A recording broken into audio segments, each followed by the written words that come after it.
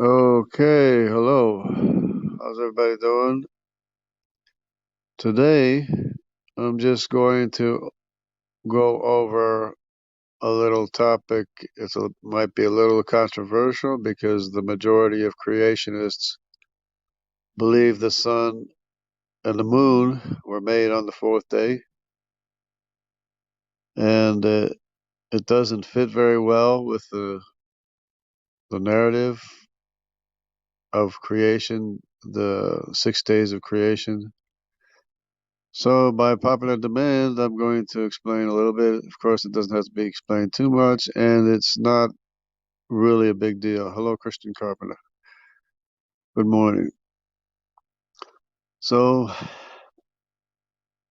in Genesis, it says, in the beginning, God created the heavens and the earth, or heaven and the earth. Good morning, Jerome. So, God created the heaven and the earth, which means the heaven, if you want to say heavens, it's, everything, the universe and the earth. So everything was created. Excuse me. Everything was created on the first day. And then it says darkness covered the surface of the earth. Actually says darkness covered the surface of the deep. Because remember, there was just water over the whole surface of the earth. Because the Spirit of God moved across over the surface of the waters. So when it talks about deep, it's basically talking about the surface of the water, which also indicates some kind of atmosphere. So the surface of the deep was covered with darkness on the first day, which means that there was light elsewhere. Of course, if we understand that there was a thick cloud cover of some kind, then that would explain why darkness is covering the surface of the earth or the surface of the deep, because the sun and the moon had already been made on the first day. If you believe that, what the Bible says from the beginning, which is in the beginning God created the heaven and the earth, which means everything. So then when you get to the fourth day, it's not real complicated because it doesn't actually say that God created the sun on the fourth day. It doesn't say God created the moon on the fourth day. It says, let there be lights on the fourth day. And then it does say, and God created the stars also, but not necessarily on the fourth day. Why would it be the fourth day when the heaven and the earth was created on the first day? So it's just a little inconsistency that I see, that I don't like to say anything contradictory for an atheist to point out and to be scoffed at, or laughed at. Hello, yes, everybody's still here. Okay, all right. So that's basically it. It's not a real big deal, but like I said, we have to be consistent in what the Bible teaches and how we present the evidence.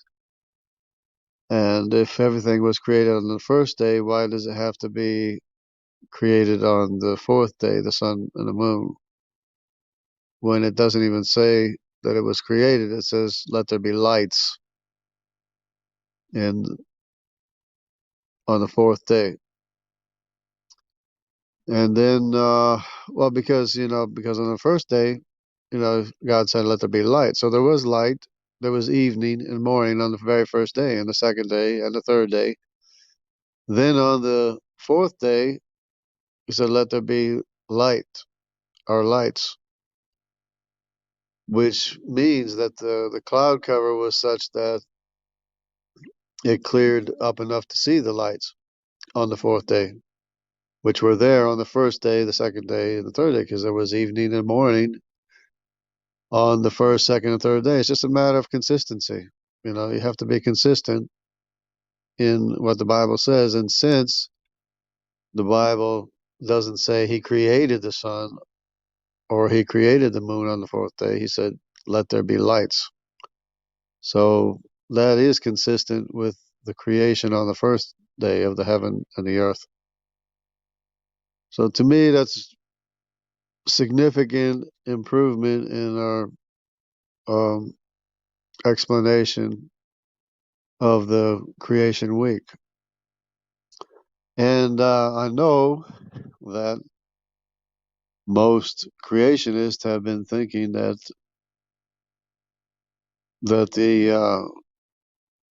you know that the sun was made on the fourth day and the moon on the fourth day, including people like my father and everybody, basically everybody I know. But to me, it's not consistent to say that he created them on the fourth day because, how can you have evening and morning without the gravitational pull and spin of the earth in relation to the sun? I mean, it's about a matter of consistency, you know, especially when the Bible doesn't say that he even created the sun and the moon on the fourth day. So to me, it's an important thing, but it's not, and I'm just throwing it out there. I'm not going to make a big deal out of it. If somebody wants to make a big deal out of it and attack me, they will.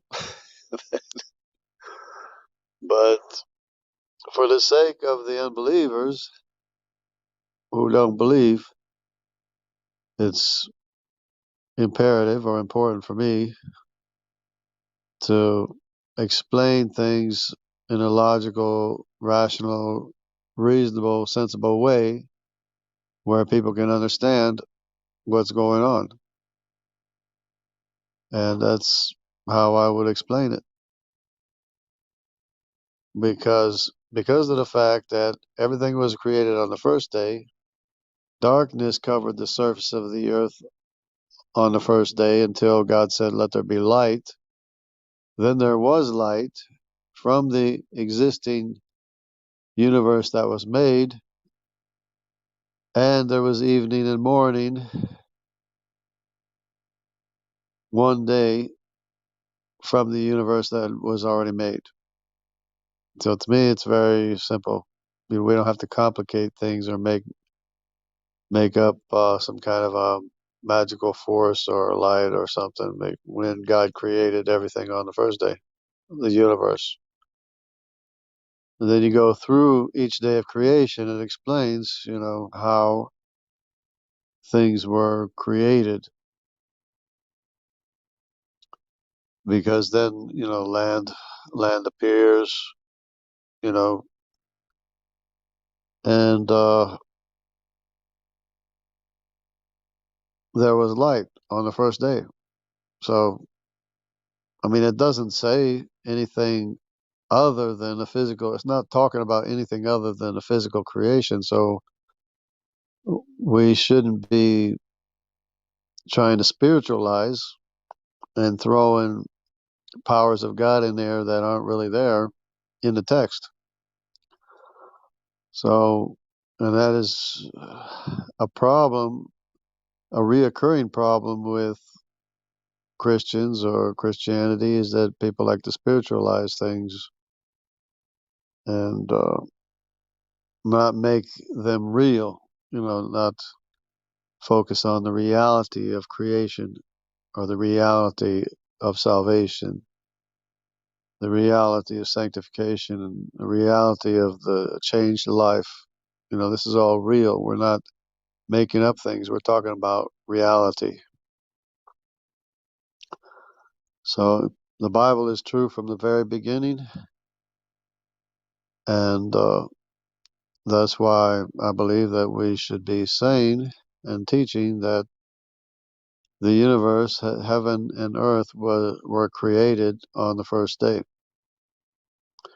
And there was light on the first day, evening and morning, first, second, third day. And the fourth day, The lights were made to be seen. It's not a big deal. It's not like we should be beating our Christian brothers over the head with it or anything. But hello, Wildheart. How you doing? Good to see you. Hello. So, for the sake of the unbelievers, and we need to be logical, rational, and reasonable, and present things in a way that's understandable, so that people can understand the gospel or the truth of God's word, because it's all about truth. It's one thing I try to explain to people that I meet, is that it's all about truth. And it is the absolute truth of having a creator, and all of our shortcomings and mistakes are on and against our creator. So who is going to save us? Well, who's going to forgive us? It has to be our creator who forgives and saves us. So it's all about reality. So yeah, it's good to see Wildheart. Glad to see him here. And of course, I haven't been around too much, but anyway. Hope everybody has a great day today. Today is the 20th anniversary of 9/11, and I was there across the Hudson River from the Twin Towers at Newark Airport working when they fell down, and I didn't actually see them both fall down, because when the first building fell down, I was watching the TV inside. When the second building fell down, I was rounding a corner, and it was there before I rounded the corner, and it fell down. It was already fallen down after I rounded the corner, and there was just like a stair step of smoke where the tower had been. And one of my coworkers got a picture of that. Actually, um, she's the mother of Darren Young. If anybody knows who Darren Young is, she got a picture of where the second tower that fell was, and where the smoke was still there, like a stair step. Well, anyways, yeah, that was 20 years ago, and the world hasn't been the same ever since, probably. So take care and trust in God always, because God picks him up and he puts him down, and all power is of God. All right, God bless. Take care.